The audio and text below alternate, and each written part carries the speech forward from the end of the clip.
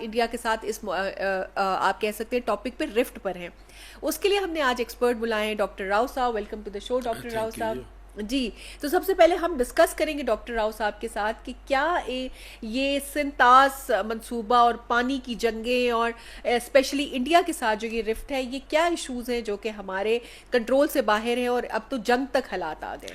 जी हाँ, ऐसे सबसे पहले तो बैकग्राउंड देखना पड़ेगा कि ये सिंध ताश माहदे की नौबत क्यों आई, उसके बाद ही आगे बात बनेगी।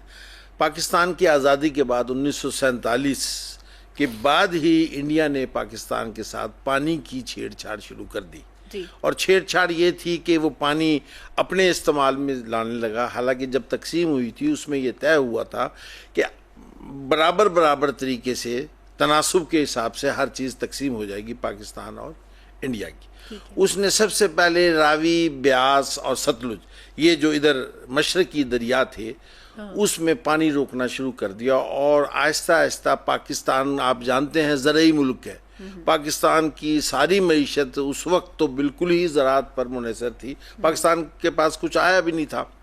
तो पाकिस्तान ने इस पर लैतो लाल भी की और साथ ही पाकिस्तान ने कहा कि अगर आप इससे बाज ना आए तो हमारे दरमियान ये झगड़ा तूल पकड़ सकता है। तो आलमी बैंक ने उस वक्त इंटरफेयर की और उन्होंने कहा कि नहीं, ये मामला हम सही तरीके से, मुनसफाना तरीके से इसको सॉल्व करते हैं। और एक मुज़ाकरात का सिलसिला शुरू हुआ और 1919 सितंबर 1960 में कराची में उनका वज़ीर आज़म जवाहरलाल नेहरू, आपने नाम सुना होगा, तो हमारा सदर अयूब खान, इन्होंने एक माहदे पे दस्तखत किए जिसके तहत 3 दरिया सतलुज, ब्यास, रावी, वो हिंदुस्तान को ज़्यादा उसके पानी का पूरा अख्तियार होगा, वो उस पर जो चाहे करे।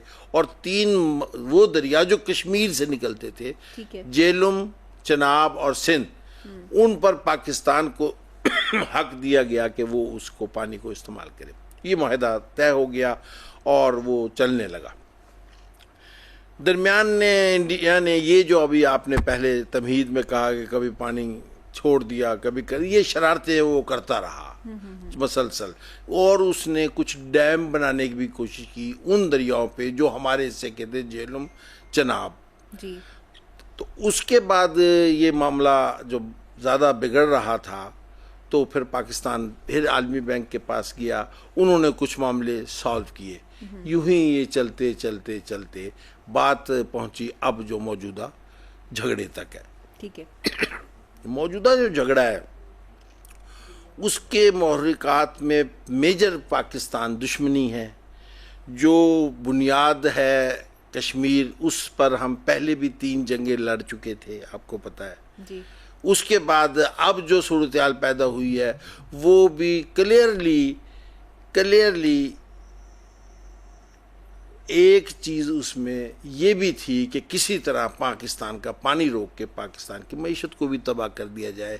यही वजह है कि ये सारा पहलगाम, आपने पहलगाम में जो वाक़े का दहशत के वहाँ से स्टार्ट हुआ ना, असल में ये मरबूत है। मैं कह रहा सिंध ताश माहदा, पानी का रोकना, कश्मीर, सारे एक दूसरे से जुड़े हुए हैं। पहलगाम वाक़या क्लियरली फैब्रिकेटेड और बनाया हुआ एक वाक़या था, प्री प्लान्ड। बिल्कुल प्लान ये था कि हम एक धमाका करेंगे, धमाका करके उसमें सयाह मारेंगे और वो उस वक्त करेंगे जब अमेरिका का सदर भी दौरे पर होगा, ताकि और ज़्यादा हाईलाइट, ताकि बैनुल-अक़वामी तौर पर वो सारा सिलसिला हाईलाइट। और फौरन बाद 10 मिनट के अंदर अंदर उन्होंने एक FIR भी, यानी आप नोट करें कि यहाँ हमारे यहाँ वो कोई वाक़या हो जाए, आधा घंटा थाने में पहुंचने में लगता है कि भाई ये बात हुई, सिर्फ बताने में। जी बिल्कुल। उन्होंने 10 मिनट के अंदर अंदर एक FIR दर्ज की। इस बात का क्लियर मतलब कि पहले से तैयार शुदा एक वो था और उसमें पता भी चल गया कि पाकिस्तान इन्वॉल्व। हाँ। उसके बाद इन्हें इल्हाम हो गया कि इसमें पाकिस्तान इन्वॉल्व है और वो इतनी तेजी से इल्हाम हुआ कि न सिर्फ हुकूमत ने कहना शुरू कर दिया, सारा मीडिया साथ साथ, यानी गोया वो पाकिस्तान ने, इन्होंने ही भेजे हुए कोई बंदे थे कि जो पाकिस्तानी थे। तो इस बात का मतलब ये था कि इसके बैकग्राउंड में क्या था। इसके बैकग्राउंड में पहला काम जो उसने किया, सिंध ताश माहदे को मुअत्तल करने का ऐलान किया। अब मैं कानूनन आता हूं कि इस सिंध तास माहदे को आप पढ़ें, इसमें कोई मुल्क भी इस काबिल ही नहीं कि उसे मुअत्तल कर सके, इसमें कोई शक ही नहीं है। इसकी शक क्लियर है कि दोनों मुल्कों के दरमियान जो ये माहिदा है ये तब्दील भी हो सकता है, ये ख़त्म भी हो सकता है, बशर्ते कि दोनों चाहें। जब तक दोनों ना चाहें ना हम मुअत्तल कर सकते। और आप नोट करें कि 3 जंगें जो पहले हुई उसमें ये इस माहदे पे कुछ नहीं हुआ। उन जंगों के दौरान हत्ता कि 71 में इन्होंने हमारा मुल्क 2 लख्त कर दिया, लेकिन सिंध तास माहदे पे कुछ नहीं हुआ। इस बात का मतलब ये था कि इस दफ़ा के मंसूबे में सिंध तास के बारे में उनका पहले से ये था कि पाकिस्तान की मईशत को तबाह करेंगे, ऐसे ही जैसे उन्होंने तखरीब कारी करते हुए पाकिस्तान की मईशत तबाह कर रहे थे। बिल्कुल टेक्निकली ये एक दो नहीं, मल्टीपर्पज़ उनका ये हमला है। बहलगाम को जवाज बनाकर बलूचिस्तान में आपने जाफर एक्सप्रेस का वाक़ा सुना होगा।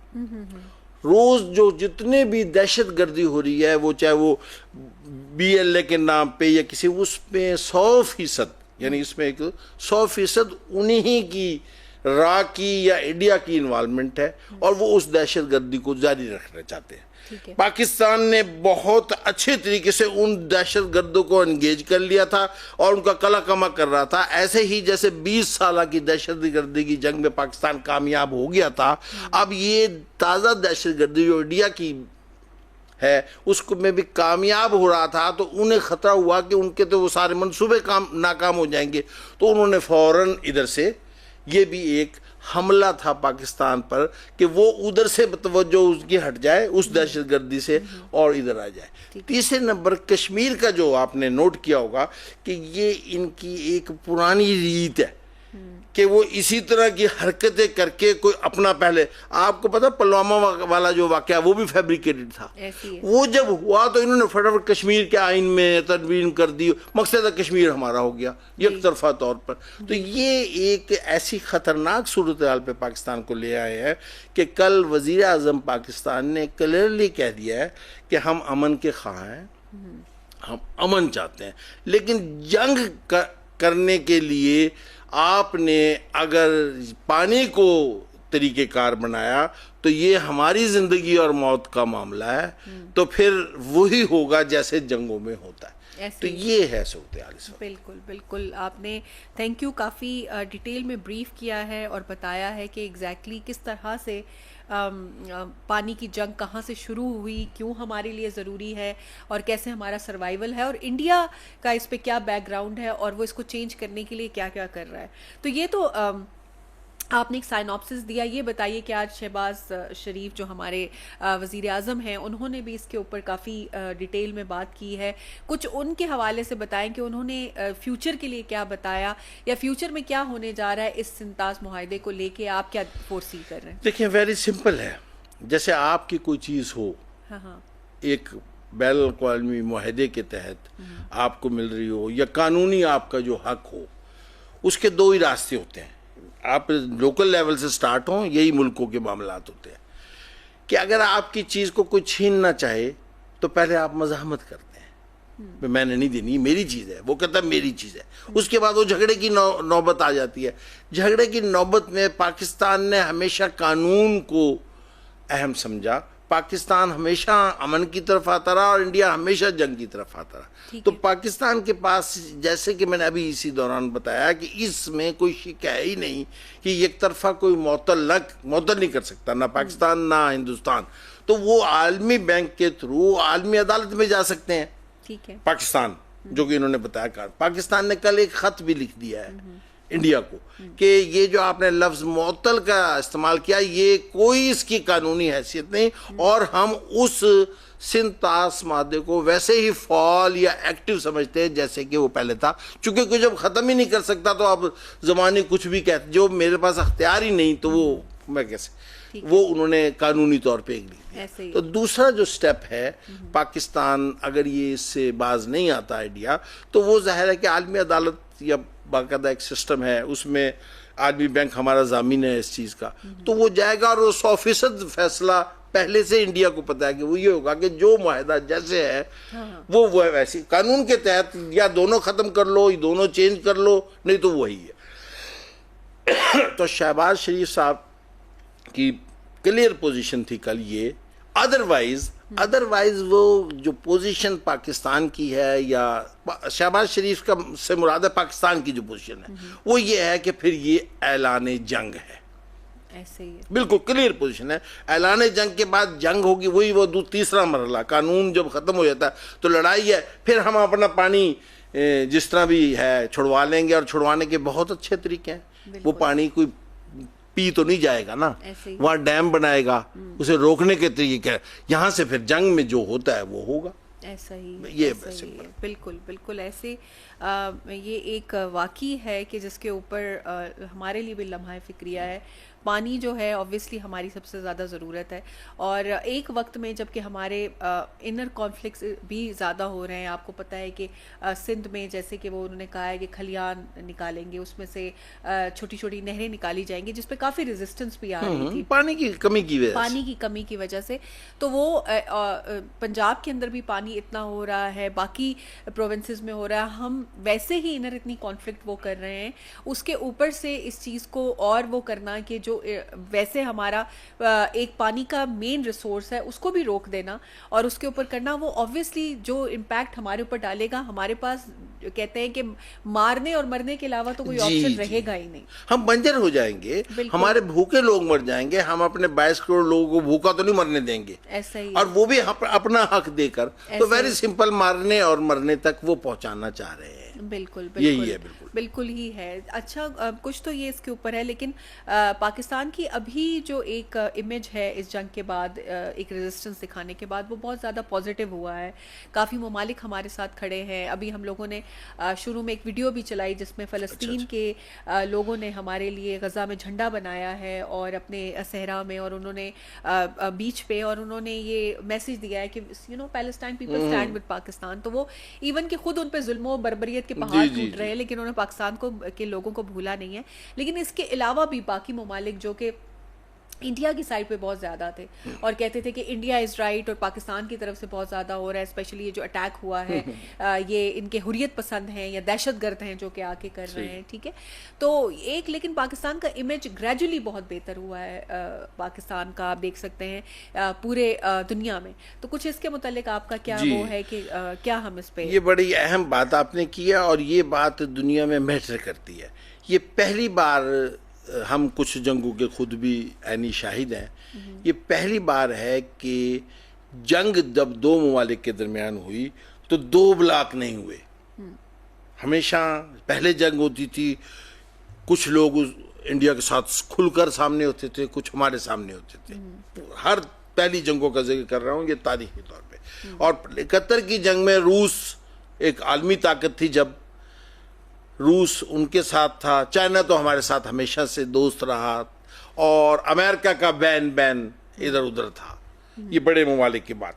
इसी तरह इस्लामी ममालिक हमारे साथ थे और इंडिया के परवरदा या उनके दोस्त उनके साथ थे। ठीक है। लेकिन अब पहली बार ऐसे हुआ कि इंडिया ने इतनी नेकेड और इतनी नंगी जहरियत की कि अमेरिका ने तो एक लफ्ज नहीं कहा, बल्कि शुरू में जो ट्रम्प के मुंह से निकला कि ये उसका बड़ा शर्मनाक अमल है जो उसने निहत्ते शहरियों पर मिसाइल चलाए, जहां से ये स्टार्ट हुआ 6 और इसके अलावा एक भी मुल्क ऐसा नहीं जिसने इंडिया के हक में कोई बयान दिया हो, या और पाकिस्तान के हक में न सिर्फ स्टैंड लिया लोगों ने, बल्कि सब ने ये कहा कि ये इंडिया की ज्यादती, तो सिफारती सतह तक तो है ये।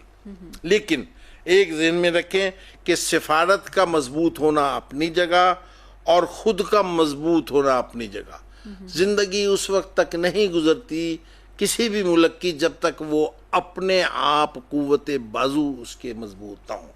अभी आपने फ़लस्तीन का जिक्र किया, फ़लस्तीन के लोग और जो गज़ा में रहने वाले लोग हैं अच्छे मुसलमान हैं, जिंदगी उन्होंने निछावर कर दी, 40-45 हज़ार लोग शहीद कर दिए इन्होंने, लेकिन उनके पास ताकत नहीं थी। उनके पास दुनियावी सामान नहीं था जो जवाबन इनको भी उतना डैमेज दे सके जितना उन्हें, अगर वो दे सकते तो ये कभी की फ़लस्तीन का मसला हल हो चुका होता।